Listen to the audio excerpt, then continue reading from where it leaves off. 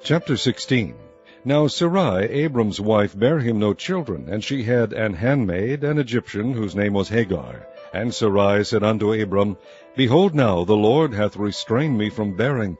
I pray thee, go in unto my maid. It may be that I may obtain children by her.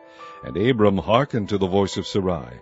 And Sarai, Abram's wife, took Hagar her maid, the Egyptian, after Abram had dwelt 10 years in the land of Canaan, and gave her to her husband Abram to be his wife.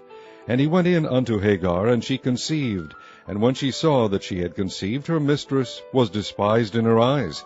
And Sarai said unto Abram, My wrong be upon thee. I have given my maid into thy bosom. And when she saw that she had conceived, I was despised in her eyes.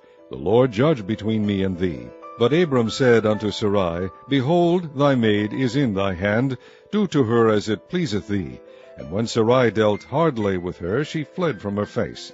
And the angel of the Lord found her by a fountain of water in the wilderness, by the fountain in the way to Shur.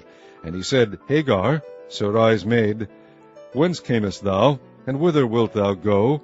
And she said, I flee from the face of my mistress Sarai. And the angel of the Lord said unto her, Return to thy mistress, and submit thyself under her hands. And the angel of the Lord said unto her, I will multiply thy seed exceedingly, that it shall not be numbered for multitude.